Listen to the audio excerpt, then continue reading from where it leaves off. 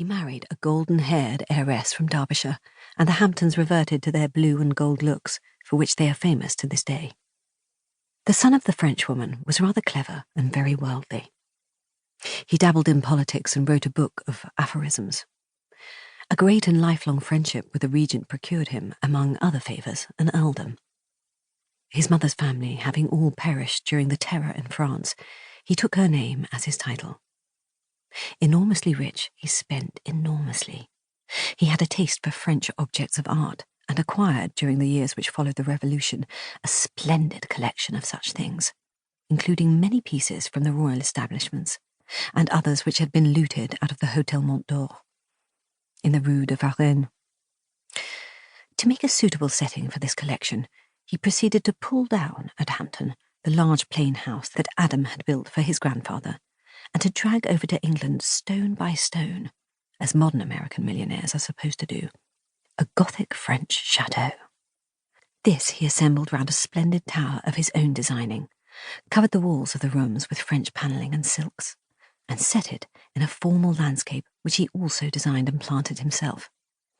It was all very grand and very mad, and in the between-wars period of which I write, very much out of fashion.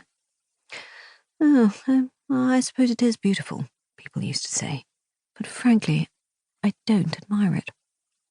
This Lord Montdor also built Montdor House in Park Lane and a castle on a crag in Aberdeenshire. He was really much the most interesting and original character the family ever produced, but no member of it deviated from a tradition of authority. A solid, worthy, powerful Hampton can be found on every page of English history. His influence enormous in the west of England, and his counsels not unheeded in London. The tradition was carried on by the father of my friend Polly Hampton. If an Englishman could be descended from the gods, it would be he. So much the very type of English nobleman that those who believed in aristocratic government would always begin by pointing to him as a justification of their argument. It was generally felt, indeed, that if there were more people like him, the country would not be in its present mess. Even socialists conceding his excellence, which they could afford to do, since there was only one of him, and he was getting on. A scholar, a Christian, a gentleman, finest shot in the British Isles, best-looking viceroy we ever sent to India, a popular landlord, a pillar of the Conservative Party, a wonderful old man, in short, who nothing common ever did or mean.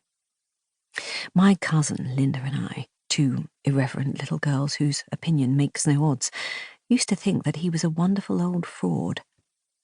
And it seemed to us that in that house it was Lady Montdor who really counted.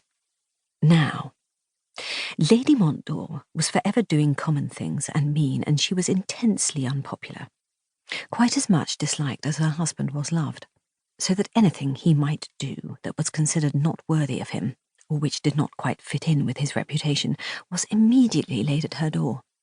Of course, she made him do it. On the other hand, I have often wondered whether without her to bully him and push him forward, and plot and intrigue for him, and make him do it, whether in fact, without the help of those very attributes which caused her to be so much disliked, her thick skin and ambition and boundless driving energy, he would ever have done anything at all noteworthy in the world. This is not a popular theory. I am told that by the time I really knew him, after they got back from India, he was already old and tired out and had given up the struggle, and that, when he was in his prime, he had not only controlled the destinies of men, but also the vulgarities of his wife. I wonder.